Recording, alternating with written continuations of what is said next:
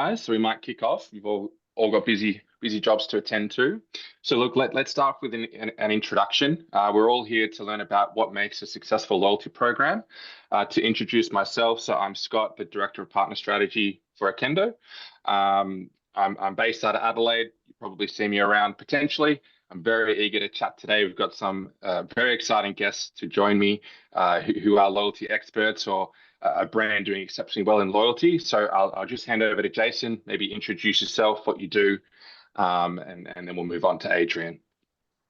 Absolutely. So, hey everyone, my name's Jason. I'm from an agency called ANZen. We're a customer journey specialist agency. We've been a partner of Okendo's for a long time, working with their reviews tool. And we've been very fortunate to go on the journey with them when surveys and quizzes were released, and now with loyalty as well. In what we do, obviously collecting all of that first party data is really vital. It allows us to kind of take all of the personalization we want to do and apply it at scale.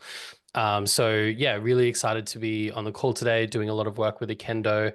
Generally, what we specialize in is helping merchants integrate tools like Okendo with their CRM, so maybe a platform like Klaviyo as an example, and ensure that we're creating automation and personalized experiences via email and SMS that actually draw on all the information from that tech stack and deliver an experience that's truly individualized for that customer to help drive retention and conversions. But that's it for us. I'll hand over to Adrian. Yep, thanks, Jason. Adrian here. So probably not a loyalty expert just yet, but from the brand SABO, also known as SABO Skirt. Really, I started my career at Flight Centre in search marketing, probably minimal e-commerce. I was all lead generation at the time, like moved overseas, did paid social for a beauty brand with some freelancing in between for Shopify stores.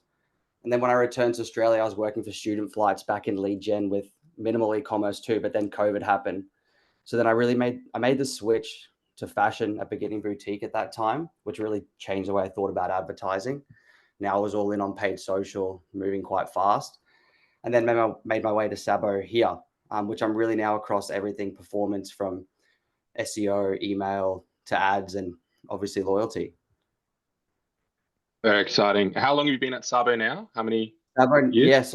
SABO now been here 2.5 years. Fantastic. So, and yeah, the ecosystem changes every month, let alone every year. So there's new topics, new trends, new products and platforms that we all have to keep on top of. And look, loyalty certainly has been a very crucial topic with the macroeconomic change that we've all experienced. Things are harder, to put it plainly. We need to focus on how do we retain our customers? How do we be more profitable? And loyalty has certainly been one of those topics or one of those pathways for us to do so. So basically, what has occurred is brands are scoping out loyalty. We're figuring out what does that mean, and we've gone through that process with SABO, and that's what we're talking about here today. End to end, start to finish. How did we build it? What did it look like? And we want you guys to throw all the questions in the chat. I want this to be very conversational. I want you to learn from Adrian and Jason. And obviously we can do as much as we can in this short period of time. So to kick us off, Adrian, how were you driving loyalty, if at all, before we even had a loyalty program? What did SABO do in that realm? Yeah, look, I think there was really nothing directional from a marketing standpoint for driving loyalty. I think it all had to do with the brand. Of everything that we did was, to differentiate ourselves creatively all the way through to the product to make, to really build the desire for that brand and have people coming back. A lot of ad spend on remarketing to get people to come back. But really, I think it was in the unique designs that our product team worked really hard to master. And we have a lot of quality control on everything that we produce. And really that product in combination with our very consistent cadence of how we would drop new arrivals, which isn't easy when you're not wholesaling products. Everything's designed in-house. So that's a big part of really how we were driving loyalty indirectly. So Yeah, I that think the Up- the constant drops is a big thing, right? Like I know for myself, like my wife shops at SABO. I know when those releases are coming out, we talk about it. It's a thing of making sure that we're online at the right time so that we can shop before sizes sell out. I'm pretty partial to the sweaters, like the pullovers that you guys have released. I personally haven't been fast enough for shopping. The ones that I like sell out, even though I need to get them in an oversize if I want them. But yeah, I think to your point that like you guys had that kind of native loyal following already, probably from that really regular cadence of releases, right? And the uniqueness of the products. Yeah, definitely. Like as well as much as there wasn't a marketing loyalty program, the brand have worked so hard to create that organically. And yeah, those sweaters are crazy. You really have to be on the website at 8 a.m. Yep. So yeah, And I think that is very relevant to the conversation. Is loyalty is not your silver bullet to success. You obviously have to have a very solid brand structure and brand personality, obviously complemented by a strong product. So obviously we figure those two out first. Then stage three, we can look at loyalty as complementing both of those two. So we do need to factor in what do we get done first, right? And then we can look at other things. But obviously, totally. yeah, so SABO existed for quite a while, had a lot of success, a lot of growth as a brand that was led by both product and brand, as you said, frequent drops. What then triggered for you to say, hey, now is the right time to look at loyalty? When or why did it cross your mind? Yeah. So for me, it was actually quite straightforward. Probably this time last year, I did a massive quantitative dive of SABO's e-commerce over the last 5 years, and then you quickly found that the average was probably being overestimated by a bunch of like already existing super fans, already like our best customers. So probably quickly realized that most people were ordering closer to only one time. So that was quite, important data just looking at that. Then the next thing was realizing that people are way less likely, sorry, to churn if they make that second order. So those two things in combination just made utter sense that we should probably look at a loyalty program and how we can intentionally drive that second purchase. And then obviously more than that, but yeah, like I think that was a really good like measure of success and why we needed to get something up.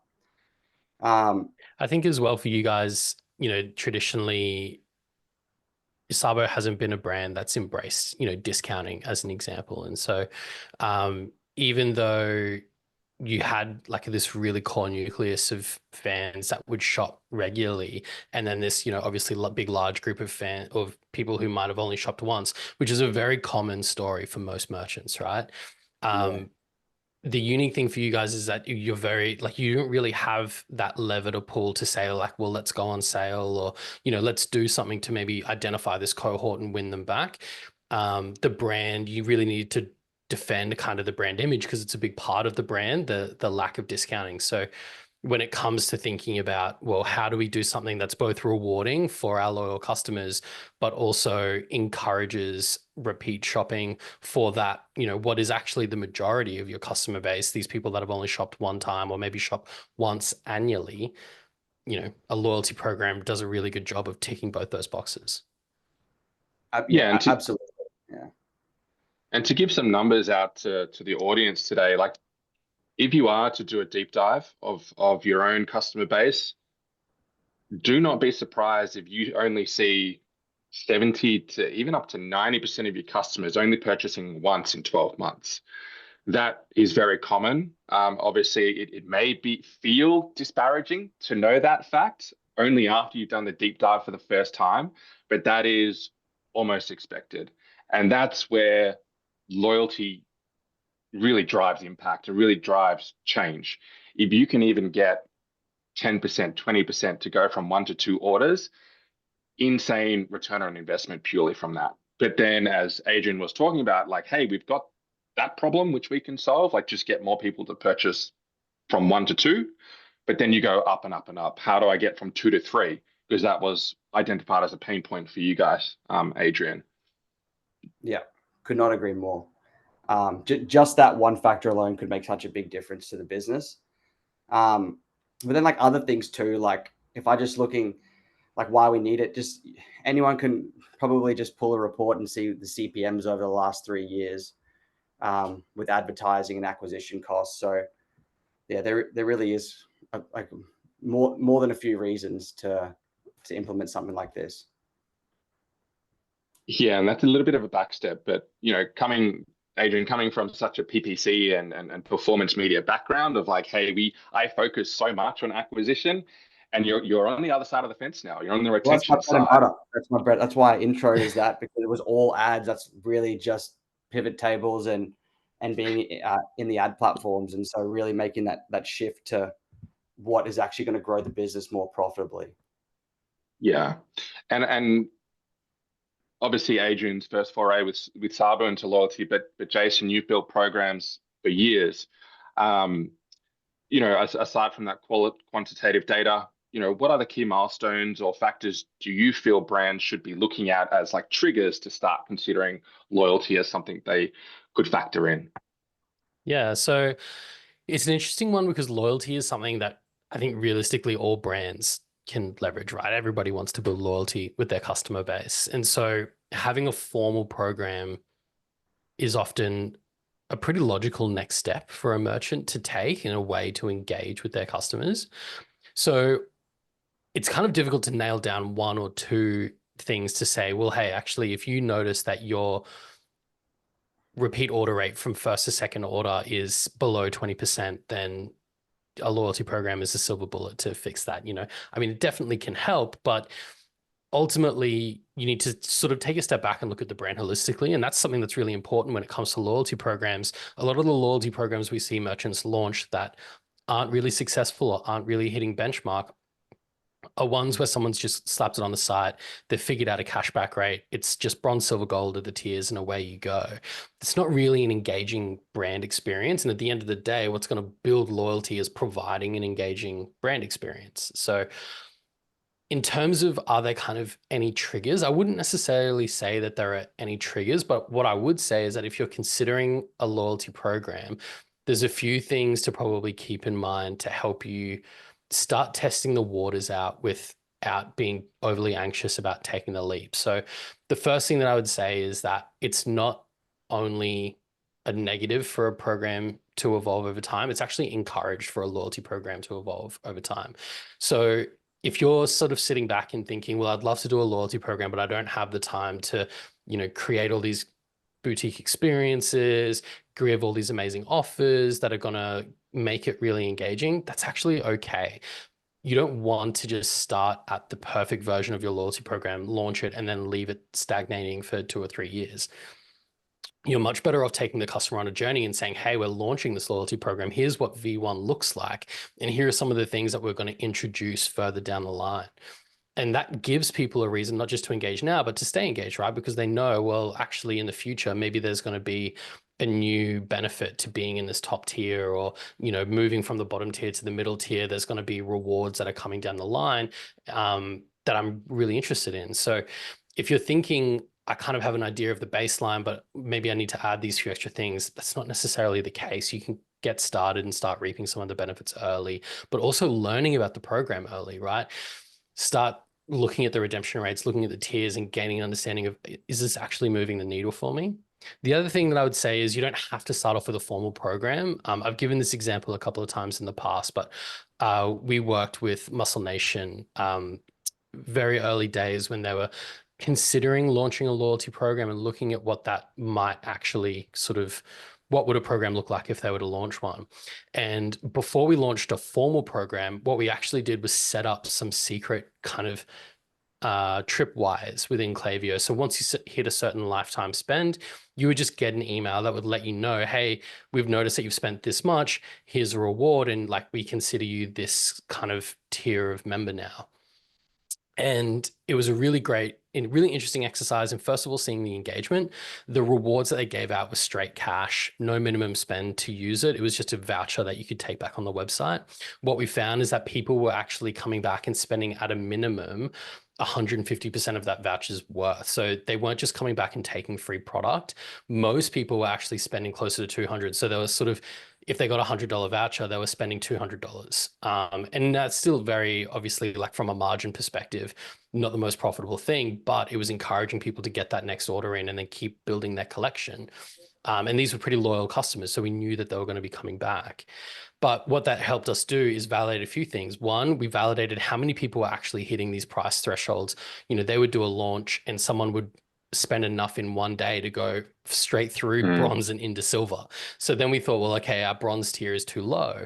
But then we would find that a lot of people early on in their experience, maybe within 3 orders, would be in the very top tier. And then that lets us know that actually, if we want this program to have 12 months worth of legs, then we probably need to lift that. So you can play around with these exercises behind the scenes to kind of test the experience out and see how people respond. Yeah, I think there's a lot of planning that goes into loyalty. As Jason kind of initiated that answer, it's not a slap and forget. It requires a lot of planning before launch, and it requires a lot of upkeep, maintenance, and energy to actually be an engaging loyalty program. What we've found, or how we at Okendo talk about loyalty, is obviously we sit on the retention side of the fence more so. There is obviously a little bit of acquisition to it, but if you've got your brand focused nailed down, you've got your product nailed down. If you are now looking at how to grow AOV, how to grow frequency of customer purchase, and then lifetime value for your customers, loyalty is the play. That's where we start to say, okay, I've got this opportunity through a loyalty program. Let's start planning it. And again, everything about loyalty needs to be data driven. We need to be looking at the tripwire scenario. That might be from 0 to some sort of elementary program through Klaviyo. Very, very easy. You guys, any brand could set that up within an hour, I would say. But then you've got a loyalty program, which is extensive. And again, you can start very elementary and grow that, but it is exceptionally hard to take away from loyalty, to take away an offering to your customer base. Yeah. And so look, that's probably a good segue. Like, what did ANZ do with SABO? Because it was a very extensive piece of work. You know, from a brand level, you know, SABO has already spoken about how involved they are with their design and their aesthetics. How do we maintain that? What was the quantitative data that we looked at, and how did we build the tiers? The tier names. There's so much that went into it. I might throw it to Adrian to start that conversation off or answer, but there's going to be a lot of back and forth on this one. Yeah. Look, I think to start, just Jason going through all the details of how to figure out what to do from the business side of things. Like, it's there's really a big project which I was stoked to see when we could work with ANZ to get this up and running, because I was shying away from it, especially with the ads background. You know, as I said, this time last year I did the dive, but it's not only until a year now that we're up and running, because I just knew it was such a big task ahead and a lot of things to consider. And as you said, you can't really retract.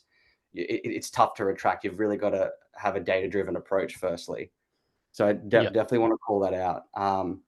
But from the creative side of things, this is quite interesting, because there might be other brands in this room where, you know, aesthetics is really everything, and all assets, fonts, colors get put under the microscope. So it was quite a big task, this one, internally and in collaboration with ANZ. So I think to start out with, really, when we met, it was like, okay, well, we need to make the program based around our highest affinity category, which is travel.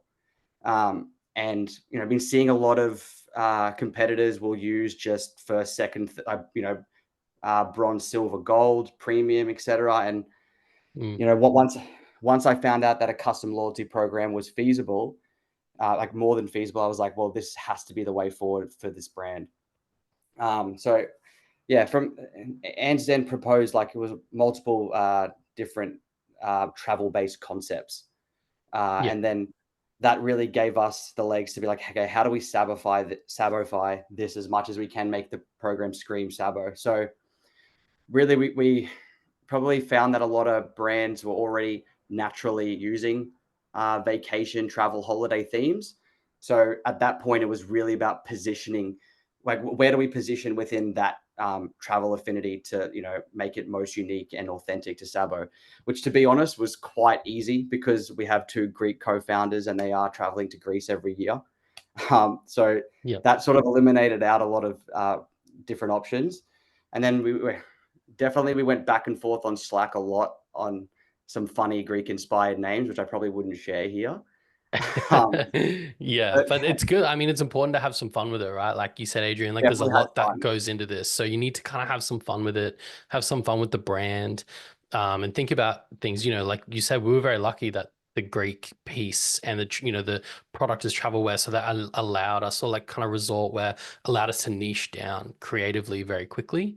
And I would say if you're a brand that's considering like, it's easy to say, oh, you should have a branded loyalty program, but you just start thinking a little bit about your products, your customer demographics, all of those things. Very quickly, you'll probably start finding like a niche. And I think, with the SABO resort, like coming up with this concept of like, let's build a resort, and that be the program. And, the program is the kind of access that you have in the resort. It took us a little while to get there, and it was a bit of a fun kind of discussion to get there, but it's so logical, that's right? Natural, when you look back on it, it's always going to be natural, like going back and forth there. And that's how, you really came to something that, the brand wanted.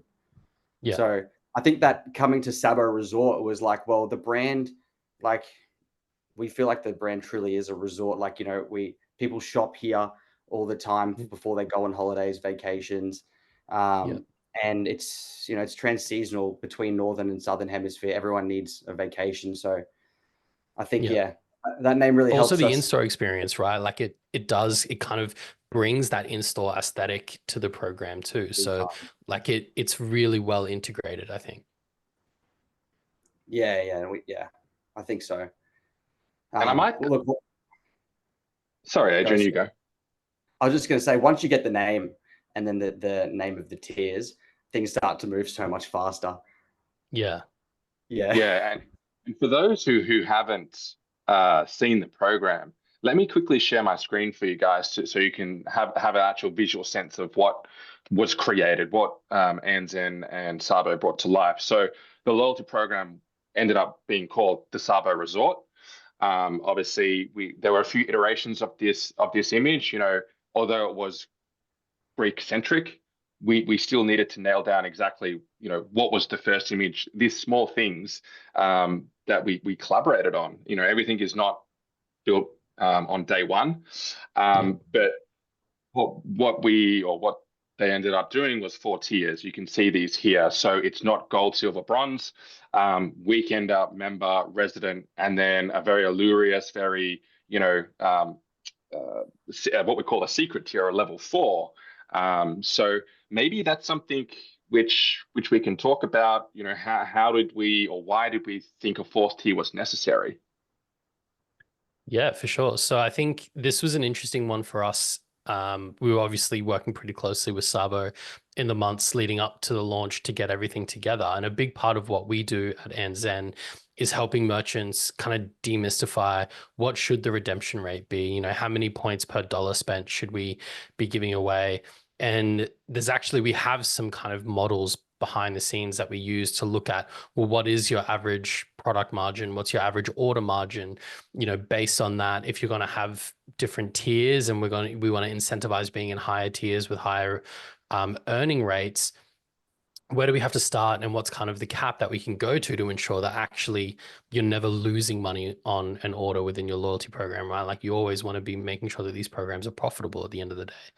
And so we were going through this process with SABO, and like Adrian had mentioned, they'd done this big qualitative look, right? And I think we had been building these initial tiers out, looking at the data from the perspective of average spends over a year. How do we want to create these tiers to reward people? And then Adrian made the point that actually there is a fairly small percentage of the most active fans of SABO that would absolutely blow through these tiers really quickly, right? And while of course this loyalty program, part of the genesis of it was a kind of realization that there's a huge portion of people here that are purchasing only once or maybe twice. How can we create something more engaging for them? At the end of the day, you can't forget about your most loyal customers that have gotten you to where you are, right? Those customers that are already shopping really frequently. And so, yeah, it was basically through that, Adrian and I were having a conversation. We thought, well, what could we do to put something in there that making it a secret also means that it's less of a target, right? It's not like a vanity thing. It's not a case where someone can just say, oh, I just need to spend this much and I can find out what's behind that door. We wanted the whole thing to be a bit mysterious because at the end of the day, we wanted it to be one of those experiences that if we tell you that you're in the club, it's very validating for you because, you know, it's not as if you're being told, hey, because you did X, Y, and Z, you're in. It's much more of a personal experience from the brand to say like, hey, you've been chosen to come into this secret tier, which I think ultimately is a really great reward for those top customers. Yeah. Amazing. 100%. I just feel like it gamifies it so much more as well. And yeah, for us, it was just about giving people that we like without discounting, we can give them the perks, so we can give them what our best customers deserve, as well as really increase that average order value for people that may not be at that point yet. Yeah, I think if we think about the secret tier, I think that ended up being about 1% of your customer base or for Australia or APAC, I should say. 1% of your customer base would go onto the secret tier. These are your customers who are already what Okendo coins super fans. How do we further engage them, make them sticky, and just reward them? These guys have been loyalists already, but we need to keep them and we need to make them vocal and advocates for us. So, you know, that secret tier is a testament to those individuals, but then we've also got the tiers that kind of drive the acquisition module or pathway from, you know, level 1, level 2. So that's probably a good segue, guys. Like there's many different styles of loyalty programs out there. You've got some which are points, some which are tiers, and some which are both.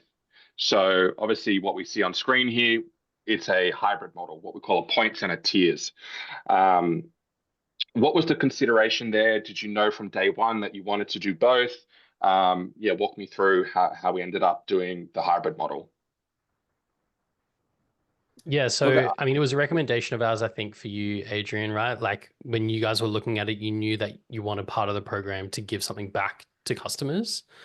But also, I think from a strategic point of view, I think on our side at ANZN, in our experience, having the combination of the tiers and the points is what allows you to maximize kind of both benefits of a program, right? The tiers become, Adrian mentioned it before, the gamification piece that becomes the piece that encourages people to progress. But then the rewards, you know, that's the bit of celebrating the customer too. So if you can hit both really nicely, it gives you that benefit. But yeah, Adrian, from a brand perspective, what made you kind of open to getting that advice from us? Yeah, look, I think you touched on it for sure with the, like, obviously the gamifying part, but you know, this way, rather than just a points section, like we could have just done points because we only go on sale for 4th of July and Black Friday. Giving away a discount is already a big value add for customers that they could never get before. But I think adding the tiers, not only for like business reasons, but getting people to purchase more frequently at higher order values. But I also think it makes the program even look way more branded as well. Like we can have so much more fun with it as an actual custom loyalty program. So there was the branding element too, but then also the perk side of things. Like it just made us much more playful around what perks we give and really value add there because, you know, even the priority back in stock notifications, like for a brand like SABO that will go out of stock quite often, these things can make a difference. And then, you know, being in the eventware space, free express shipping is important. So I just think it gave us a lot of options to move around genuine value add perks that our customers would want, and you know, including blocking out the secret tier to really have fun with it. Yeah, I think as well, this is probably a good place to just pause and have a look at some of these rewards because if you're looking at this table right now as a merchant, you might notice actually that quite a few of these rewards don't cost the business anything to implement, right? Things like priority back in stock notification, early access to sales, bonus entries to monthly competitions, and even the priority shipping. All of those benefits are actually free for SABO to offer, but they're highly, highly desirable things for a customer to get access to, right? Especially if you're a brand that has a product that goes out of stock often or that is doing these regular limited run drops. Things like early access to a sale, priority shipping, priority back in stock notifications. These are all really, really simple little things that you can do in Klaviyo, with your flow settings, with the integration with Okendo and all the great info that Okendo sends over. It makes it really, really easy to do a lot of this stuff. But if you're a customer and you're thinking, oh, I want to shop during the next launch, I see a piece that I really love, having the confidence of knowing that if I order it now, my order will be one of the first orders on the truck getting out delivered to me, like that's huge because people are so excited about getting that product. The same thing for the back in stock, knowing that I'm going to get notified before anyone else and that I'm going to have the opportunity to place that order or grab that final piece, that restocked piece. These are all really motivating, but free for a brand to offer. So you can create something really engaging program wise without necessarily having to give away massive discounts, constantly give away a really high redemption rate. There are much more enticing things for a customer. Yeah, Jason definitely said that best. That's the fact that it doesn't really cost us much was really eye-opening for us, that we could make these tiers genuinely have value add. So yeah. Let alone, nothing to execute, but also automate it for the most part. There is a portion of your loyalty program that can be automated, that comes with that great integration we have with platforms like Klaviyo or Attentive or whoever you're using, Shopify Flow. But that's half the program. If you look at the other half, there are still elements where we need execution follow-up by SABO. And I think obviously there's a really big one there of like win a stay at the W Brisbane, which is only for that top tier, very 1% type of customer. Talk to me through that, Adrian. Like, what was the mindset? How did that come to fruition? How is it working for you? What's the game plan? Yeah. So this VIP tier, I think we were chatting before, this actually came about halfway through the loyalty program when we figured out that we had that 1% of customers. And then so once we realized there was a true potential for a partnership with the W, that's when it was like, well, we have to go through with this. The W and SABO both are huge on travel and vacations, and both very elevated. And that the brand at SABO, we're definitely moving towards that sort of elevation within all the product pieces and price point. So yeah, that was a huge one for us. So if you're in the program, it 4 times a year you'll have an opportunity to be able to go stay at the W, and then we might include flights as a surprise and delight, gift vouchers to wear SABO at the stay, and then some VIP treatment. So I think that's that's a huge part of the loyalty program. It's a huge part of getting someone that might not already organically be in that 1% of customers, to really get them to become that customer and grow that hero segment of customers, as Okendo terms them, the super fans. So I think, that one's huge, and we can also make content out of that. Exactly. I think that's big for us, like potentially like a broadcast channel where we can talk about what happens for those people that win the experience, as well as some of those blocked out perks there as well. So yeah, there's heaps that we can do in order to build the brand and really create that allure and that demand to get people into that, because there's really true value. It's those money can't buy experiences. Like you cannot buy that. This is only eligible from your loyalty with the brands. And I think obviously this is a fantastic example of a tier execution, but if it's you and your brand, for those in the room, the beauty of perks is you can make it to be whatever you want it to be and how it aligns with your brand, because that is what will make it unique and obviously make sense. If whatever it may be, we have other brands that create custom clothing for their 1% customers. It's a very obvious showcase of love and passion and recognition to those people. We have other brands that name products or lines after those after their customers. So what it is to you, you will define. And that's what makes your loyalty brand unique and special, and why your customers love you. Yeah, I will say this fourth tier is definitely the hardest to figure out what you're going to offer, because you have to make sure you're going to deliver on those promises. So I think if you can do it right, it'll make such a difference to the brand. But it's definitely hard to do, and you're only servicing, let's say, 1%. But those people can, I think, make or break a brand. Yeah, that's a very big point, Jason. Apologies, I'll let you talk to. No, probably. I was just agreeing.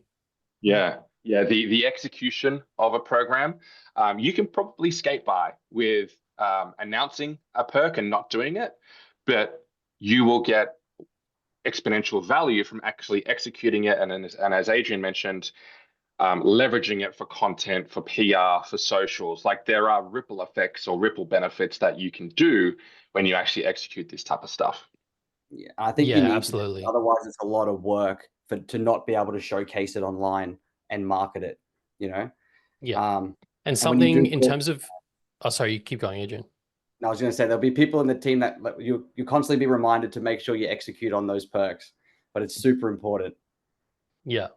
Yeah, look, and there's lots of things that you can do from a merchant perspective for these higher tiers that are exclusive and, feel really good, but are good for the brand as well. So a really good example, we worked with a merchant who developed, I think once a year, they would develop a collection that was only shoppable by their top tier. And it was a pretty limited run collection. But it wasn't too difficult for them to do, because they knew exactly how many people were in the tier. They could even get pretty good understanding of the average sizes that those people were ordering, right? They could just have a look at those customers. There weren't that many of them. They could develop a fairly limited run of product, still put it on sale. It still costs money. Like, it's still a profitable venture for a brand. Obviously, it's not a huge collection. It's not going to drive a bunch of revenue per se, but what it is a hyper exclusive, hyper shareable product. And suddenly you'll have these super fans posting, on their own Instagram about the outfit that they're wearing being an exclusive, or maybe other fans will start seeing it and be like, oh man, like that person has that dress, or whatever it might be. That isn't more broadly available, and things like that create discussion around the brand. They create interest, and you only have to do that maybe once or twice before you start noticing that there are some people in maybe that middle tier or that top tier, but not quite that secret tier, that are thinking, actually, you know what, I do want to kind of get there, because maybe I want what's going to be in the next collection, and I want to be able to shop from that collection and not miss out. Absolutely. Yeah, there's certainly a focus for your entry and your exclusivity pathways in the program. So obviously we're looking at this now that it's in fruition, it's a reality for SABO. But how long was that journey from like the first conversation to actually going live? What took the most time potentially? Like, what should someone starting loyalty tomorrow expect from a timeline perspective? Yeah, look, I think you have to be realistic about these things and kind of set the goals out for what you want the program to look like. And that's going to dictate a little bit around how long it takes really to get live. So, with SABO, it did take us a couple of months to get all of this put together and actually out in market. But there are a few things that we had to take our time with, because we kind of knew that we wanted them for launch. And then there are a few things that we kind of actually just put a line underneath. We pushed them to the side and said, like, let's worry about that post launch, so that we can get live relatively quickly. So a few things I think Adrian talked about before, but the creative piece, we were very lucky, I feel like, at NZen, that internally at SABO, from Adrian through to the founders and the rest of the creative team, everyone was really invested at SABO in not just launching a nothing program. They wanted it to be a really SABO feel, like everything about it be on point. So we had they were really highly invested from a creative standpoint, which was great. But the reality is like that slows things down, you know, like you've got multiple designers internally, you've got multiple stakeholders internally that are going through it. I think in this case, it is what led to a program that is really, really on point. And so it's worth doing if you have the time to take. But at the end of the day, it kind of comes down to the ambition of the brand. Like, what do you want to see as your V1? For us, there were some non-negotiables in V1, you know, for example, we wanted that priority shipping incentive to be there. And that took a little bit of work with SABO's developers and looking at the fulfillment software in the warehouse, how we actually going to make all these things speak to each other so that we can deliver on this promise. And then the branding as well. Like those two things were really non-negotiable. The program wasn't going to launch until we had those things ready. So that took us some time to get there. But you know, again, like we could just as easily have made the shipping thing something that we put aside into a phase 2 and introduce that as a brand new perk after a couple of months, which would be a very exciting announcement. And that might have meant that we could have got the program live, say, a month earlier, but we decided to take that time. So it comes down to your, like what you want to kind of achieve with your program. If there are some things you're willing to wait for, or some things that are non-negotiable, but I think you should probably plan, like if you were thinking now, we want to have a program for Black Friday, you probably needed to start last month. I mean, you could do it, but you might have to make some sacrifices in terms of what you want to be live by the end of November. But, you know, if you allow yourself 2 to 3 months to really get it right, I think you'll be in a good spot. Yeah, honestly, not much to add. That's exactly what I would say. Launching now for Black Friday, that would be stressful. Look, you could do it. It's just, as Jason said, it really depends on how perfected, I guess, you want some areas to be. And yeah, we could definitely add things later. That's a good point. Think anywhere from, I'd say super fast, almost out of the box, 1 month, you know, hyper custom, 3 months plus. So depending on what you're willing to give up, it's probably a rough timeline. And look, we've spent a lot of time today talking about the on-site experience, the website. It looks fantastic, the design, but that's half the problem, or sorry, half the program. Equally important is your comms and your communications, and how do you promote the program? What are your triggers and things that you need to focus on to those involved in the program, which is also what Anzen, and that's their primary bread and butter, is this Klaviyo work. Maybe just a real quick run through, just cautious of time. How was that for you, Jason? Like, how many flows do you think you set up? You know, how was that element? Yeah, look, we set up quite a few, and the thing is, you know, the integration between Okendo and SABO using Klaviyo. So the integration between Okendo and Klaviyo is really strong, which allows us to do a lot with the program, which is actually really important, because if the program isn't featured everywhere, it's very easy for engagement to start falling off. So as an example, what we did for SABO was, while we did create some of the flows that you would expect, right? Earning points, you've entered this tier, you know, a welcome to the loyalty program. We also created some dynamic blocks that we put into the base template for SABO's campaigns, and we put into all of their other existing automations as well, where if you weren't a member of the program, there was a block that encouraged you to join, highlighted some of the benefits of joining. And if you were a member, it highlighted what tier of member you were, how many points you had, and your referral URL as well, so that you really was seeing that program everywhere you went when you were engaging with SABO from that standpoint. If you weren't a member, you were being encouraged to join. And if you were being reminded that you had benefits that you could take advantage of. I would say that's really important. Obviously, along with that, we also ran a series of launch campaigns. So Adrian and I worked together on identifying some customer segments. We actually backdated the program a little bit. So we looked at the previous 3 months before launch, and we awarded people, or we just kind of put them straight into certain tiers based on their spends, and awarded them a certain amount of points as well to get them kickstarted. And that's a really good way to just let people start enjoying and engaging with the program out of the gate, rather than kind of just putting it in their face and then having them discover it on their own. We're kind of giving them, like, leading them to water a little bit. So those are, from a promotional standpoint, two of the main things. But what I would say is just it's important to remember, you really want to feature loyalty everywhere that you can. So, whether that's on the website, visually, Okendo makes that really easily within your marketing, whether that's in email or SMS. But, what are you doing? I think Adrian, for example, there was some posts, some social posts that we did as well, like a series leading people, and that was hugely effective in driving signups as well. Yeah, that was a big one for us, the social posting, and really making sure we're just not forgetting about it and making sure we're on top of it as part of the marketing calendar. Like the simple things, making sure it's across the website as much as we can. We will be moving towards a new website design. So really incorporating that resort, like just the aesthetics of the resort, as well as like clear call to action. So I think that's really important, keeping it top of mind. And yeah, really getting the founders involved too, where we can. That really is impactful. Yeah, big one. Getting company-wide buy-in is makes the whole project exceptionally easy. Yeah, we're blessed to have the founders that we have to be able to push the message with their influence as well.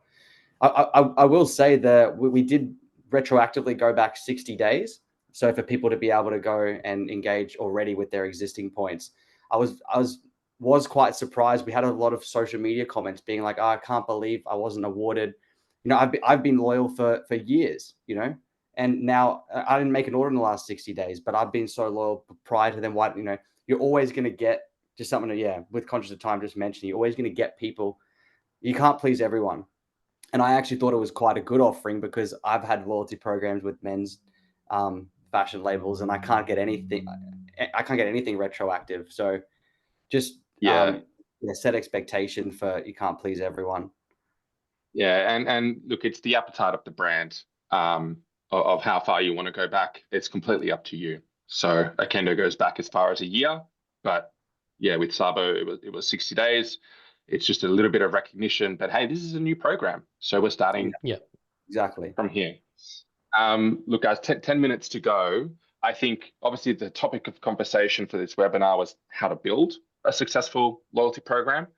What's the results been like today? It is very early days. We normally expect around a year. But Adrian, any kind of preliminary insights that you feel the loyalty program is offering? Well, like qualitatively, haven't had much feedback on the designs just yet, being so new, but had really good feedback internally, which is actually big for us, because it really cemented that it was cohesive with the brand. But I would say, like for the numbers side of things, we're seeing great numbers based on the dashboards, and really frequency is the North Star for myself as a measure of success. Like average order value, haven't really seen an uptick just yet, but I think it's got to do with the discounting too. But at the same time, like even if average order value is the same, but the frequency is like 3 to 4 times, that's already the values there. So already the metrics are definitely showing. I think it's like, 3.8 times more likely to make a repeat purchase if you're in the loyalty program. Bear in mind that's 60 days worth of data. So for us, it's really, what does it look like over a year? Because bear in mind, your best customers are going to transfer to your loyalty program immediately. So that incrementality piece comes later. And so that's been communicated to the business. I think that's important. Absolutely. And but I think it's worth highlighting though that 400, like, nearly 400% more likely in the first 60 days, right? Of your data, someone's nearly 400% more likely to purchase again. Like that's a lot in a 60-day period, even if it is loyal customers. For any brand to be able to say that your loyal customers are shopping multiple times in a 60-day window is massive. Even that on its own is not common. So I think it's a real highlight. We've had a really good uptake in terms of our existing customers, the people that were in the email database, for example. The actual sign up rate to the program has been really strong as well. So, we can be confident those are really good numbers, that we've had a big percentage of those one-time shoppers already come back and become more likely to shop multiple times. Yeah. It's really exciting. And that's something for merchants in the room to take away. It's a loyalty program as an education piece, probably to the founders or the CFOs potentially. It's, while we would like and always will speak about success stories of being, we turn on and overnight or within 60 days, we're getting fantastic results. In this scenario, it is the case in those metrics. But for other brands like furniture brands or whatever else, people are not buying that frequent. So it may take the full year before you can really analyze, audit the program, and is this something that we keep? So don't discredit anything until you've given it the time to work its magic. That's the beauty of loyalty. So look, guys, we've got a couple minutes left. I think it would be awesome to open the floor up to the chat and just answer some questions. I know there's been a couple already in there. So let me just stop my screen share and we'll jump into those. So guys, I think there's only 2 at the moment, but maybe if anyone else has any questions, type away, we'll get to it.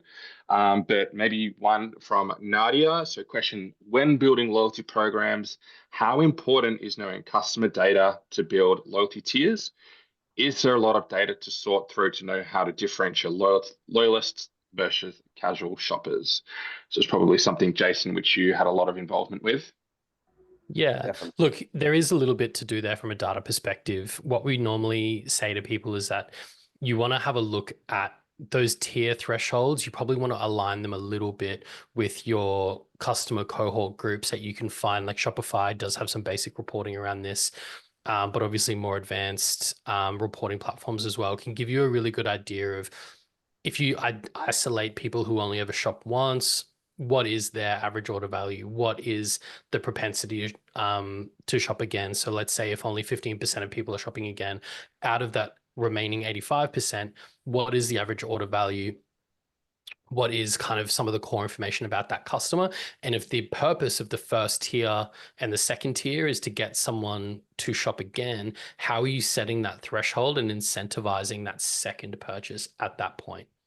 And then as you move up through the program, generally speaking, as a kind of rule of thumb, you probably want your top kind of 15, at most 20% of people, of customers to be in your top tier.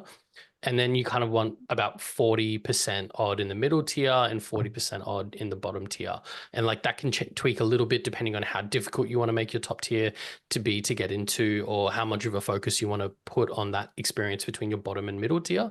But those gives you some sort of rough benchmarks to aim towards when you're looking at average order values, shopping frequency, and just getting an idea of actually like what is the behavior that we're trying to gamify at each one of these levels to try and encourage people to continue shopping.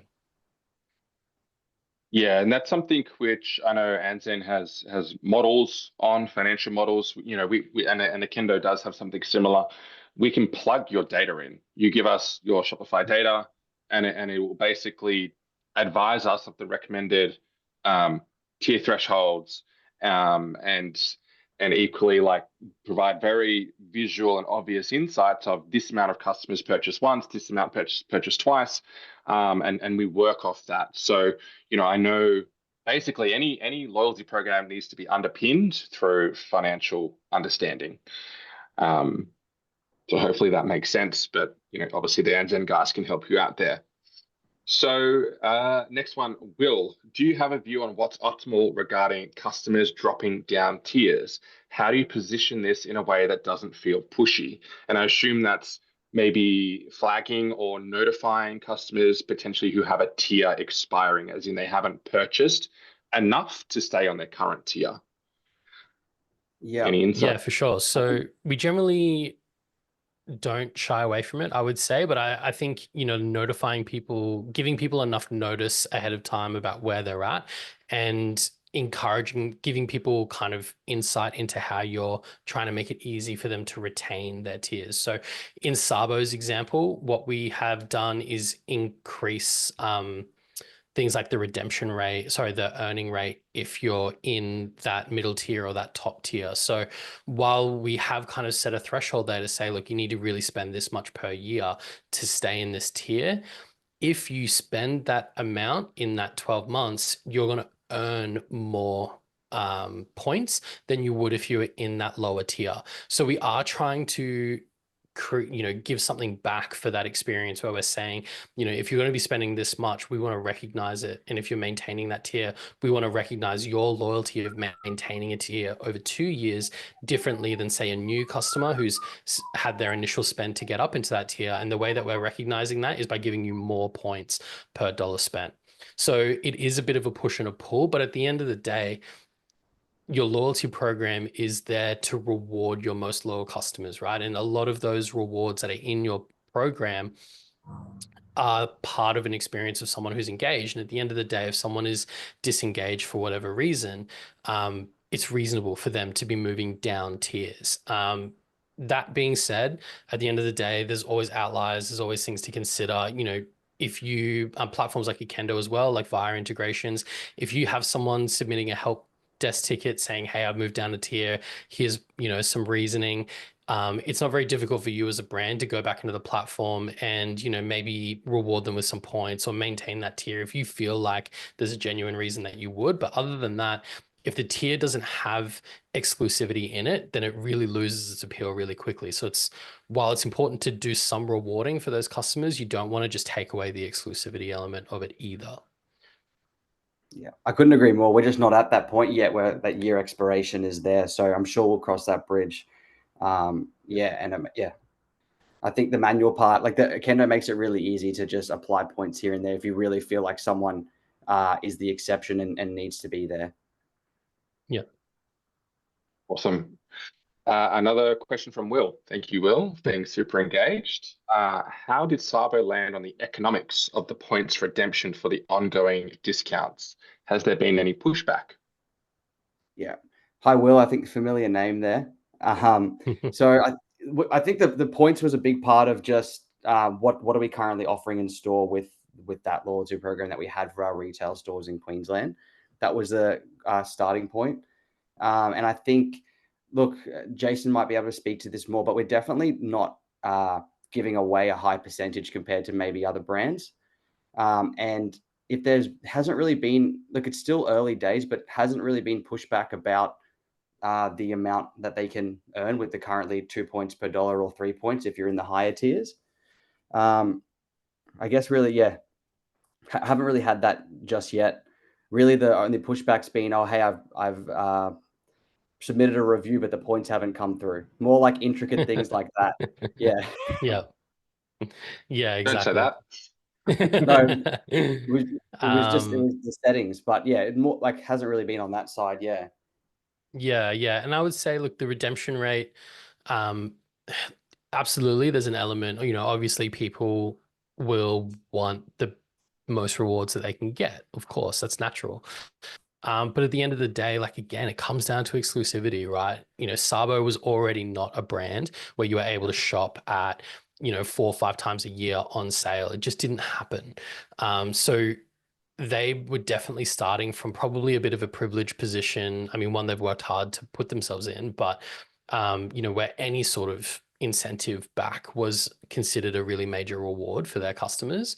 But at the same time, at the end of the day, like, if the program can't exist if it's not profitable. So what we were doing is having a look at the margins per order and not just having a look at the sort of average product margin, but it's really important to actually look at your average order margin as well. You might find that, you know, like, what is the total landed cost? What's your margin on that? It's really important to factor all these things in, because $1 or $2 either way can make a massive difference when it comes to the profitability over 30 days or a year, right?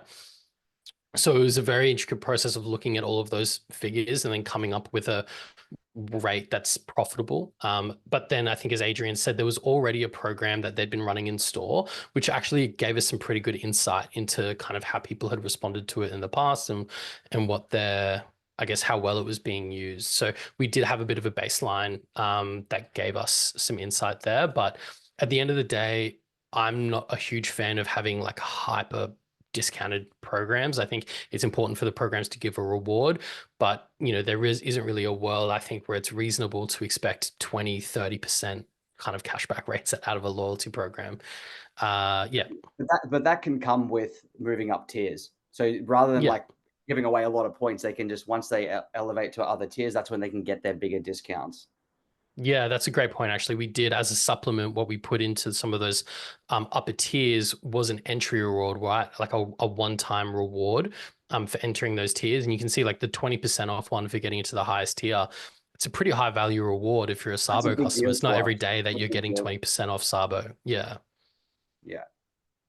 Yeah, absolutely. And I guess a little bit of I might speak for the benchmark of what we expect. And Jason, you may have seen the same or seen different. Yeah. We're probably seeing what we call like a 10% give back rate, cash back rate of like 100 points equals $10. Whether that's right for you and your brand, you will have to do your own financial audit and analysis. But I think that's probably a starting point to consider and then work backwards from there. Yeah. Awesome. So Caroline Jones, thanks for the question. How do you manage loyalty in store? Do you have a QR code for sign up? Does your POS talk seamlessly to your online store, etc.? And I think, yeah, this is a really good question, and I might take the front runner answer for this. Go for it. Apologies, Adrian, because it's probably is for you. But Okendo, as a relatively new player into the loyalty ecosystem, we focus on online first. So our what we're calling the POS integration, obviously we're prioritizing Shopify POS, which is about 4 weeks away. So for us, what that means is that seamless omni-channel experience. You don't need QR codes, you don't need anything like that. You would have the ability to sign up in store, to redeem points in store, and to earn points in store. Some of that will already be native within the Okendo loyalty systems, but the ability to earn and redeem and sign up within store is what we're focusing on. So that is obviously what we will focus on as a platform because we're Shopify centric. We only operate on Shopify. But there is a world of POS out there. Like we could not possibly build all of the integrations that merchants require. So the obvious next stage for Okendo, at least, is to have those API endpoints for other people to hook into, which is also being built as we speak, but potentially just a little bit longer than the straight up native Shopify POS integration. Look, I think the end goal for Adrian and SABO is to obviously make that. Actually, I won't answer for you, Adrian. You can. Yeah, well, obviously, there's friction of having separate points. Like I don't need to go into detail. It's quite clear that would happen. So yeah, we are currently working on that. So it'll be a custom build, and that's probably an example of where you can launch things without having the full suite of what you want. You can do it in increments. So now we nail online, and then we can add that in store later. So like that will be up to the brand. But yeah, it's something we're definitely working on, and yeah, ideally you do have them both connected. Yeah, and I think, I mean, even Caroline, like in the question, you've got some great ideas in there. You know, QR codes in store are great. Like having something like that on the counter that people can easily scan and fill out while, you know, the person's kind of scanning up their products is a great way to do it. We do have, I think like Scott mentioned, some merchants that are using Shopify POS, and that can make it really, really easy to look up the details in store. It's also a really great way to encourage marketing sign-ups. So, you know, people opting in to receive email marketing or SMS marketing at the point of sale is a really good technique. You can incentivize those things, right? At the point of sale, particularly trying to incentivize SMS sign-up can be a great time to do that. So POS can be a really powerful tool when it comes to your loyalty program, but I think absolutely QR codes are great. Like if you're a brand that sells online, you maybe don't have a brick and mortar presence, but you do sometimes go to like markets, you might host a market stall or something like that. Taking that data out of, you know, even if it's just like a Square terminal that you have, things like that, having those QR codes around the place are a great way to translate that in-person experience online as well. Yeah, I might take that back to the team. The QR codes, it's good. Yeah, I think it's a hot topic. The omni-channel experience is something we all strive for, both platform vendor side, but obviously merchant side as well. So it is something of very high priority for Okendo and obviously for SABO in the near future. We'll be working together on that, no doubt. Sure. Fantastic. Well, look, guys, I appreciate everyone for listening and joining us today, and hopefully we can walk away with some insights. And look, if there are further questions, absolutely, Jason, Adrian, myself, if there's anything from the Okendo side, more than happy to have a follow-up call, have a quick Zoom session with you guys, just let us know. There will be a recording that we send out. And look, it's just a very special thank you for your time this morning, and all the best to you, and have a lovely day ahead. Thanks, everyone. Thanks, Thank you, everyone. See you later. Bye.